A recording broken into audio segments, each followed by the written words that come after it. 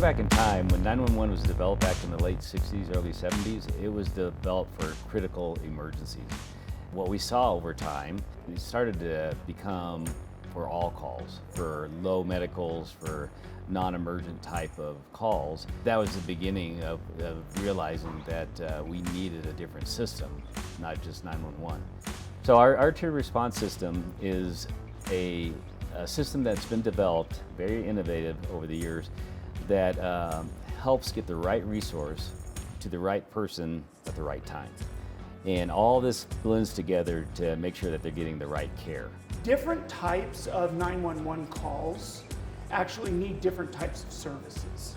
And so traditionally what we've done is when someone calls 911 and there's any type of medical component at all, we've always sent historically the exact same resources to them, which is not really serving the patient very well because they may not need that type of resource. They may need a specialty resource. And so these teams in our tiered response system are segregated out in order to hone in on the exact types of patients that need a particular type of care. In 2022, we ran over 80,000 alarms. Over 80% of those alarms were medical in nature. So through an analysis of what those different alarms were, we were able to understand opportunities to make an impact that would allow, on the operations side, our firefighters to be ready and available to do what they're trained best to do, which is fight fires. Tiered response has really given us the opportunity to better respond to calls and greater service to our citizens, allowing us to respond to the calls that are more of an emergent nature and not make them wait or have someone come from a further location, another station. The biggest difference is that we are more available for those structure fires, cardiac arrests, things of that nature where time does matter and people need our help right away. Our tiered response has an element of responding in a non-emergent fashion. So if somebody calls with a medical issue and they've accessed 911 to do that, then we can determine if that is something that is a true time-sensitive emergency or if it's something that we need to help them with, but we have a little bit more time to get to them and help them out. And maybe they don't need quite as many people to help them out.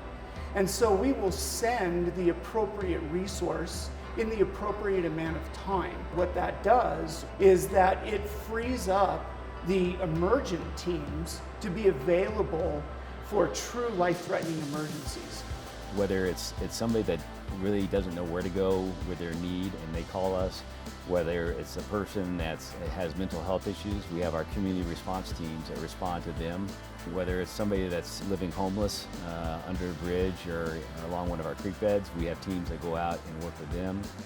And whether it's an elderly person that just doesn't have the resources to meet their needs, and then they call us, we proactively go out to them as well. So in the Colorado Springs Fire Department, every firefighter needs 192 ISO training hours. On top of that, all of our major program individuals, they certify to a technician or a specialist level, and they need extra training. So that requires field time, that requires classroom time, so they need extra hours on top of the 192. So the CMed and the CARES have taken some of those low acuity medical calls off of our plate, allowing us to have more time in training and in exercise. That allows our people to be better suited to respond to these emergencies. One of the greatest impacts that we've had relative to tiered response is our CMed program, our community medicine program. And that program addresses low acuity medical calls that are calls for service through the 911 system. So we have 4 units that operate, and they run off an SUV and with a civilian paramedic and EMT. And they respond to predetermined calls that are appropriate to pend or wait a specific amount of time, before we can address them, and also that are appropriate for 2 people to respond to as opposed to 4 that normally staff, our fire engines and fire trucks. And so those units are taking those calls without them ever going to our fire stations. Those CMed calls will remain in a pending screen, and the units will take them as they're available to do so. And after a specific amount of time for each call determinant, if it's been too long in holding, then it will kick out and it will go to our heavy apparatus and to a fire response. We now do a much better job of responding to different types of calls in a more appropriate way, in a more appropriate time frame, and delivering the right type of care based on the circumstance and the needs of the person who is calling. So we have a new patch here, it says "To the Rescue." To the Rescue, the reason we took that, it goes back to our original 1871 Colorado Springs Hook and Ladder Company, and on their helmets they had that same word. But what we liked about those words is the fact that it doesn't say "To the rescue to fire," or "To the rescue to a high angle," or "To the rescue to medical." It just says "To the rescue." We're going to go out there and help whoever gives us a call. The CARES program and our CRT program and our HOP program focusing on mental health and homeless and aging and all that. We're still providing that help. It's just in a different method, and it's actually the right way. We're sending the right resource, the right person at the right time, and getting them the care. So the impact to our community has been very positive, and it's really helping them in a way that is rescuing them, but in a different manner. There's things where seconds count, not just minutes, and being available for those is the biggest impact that that's had for us.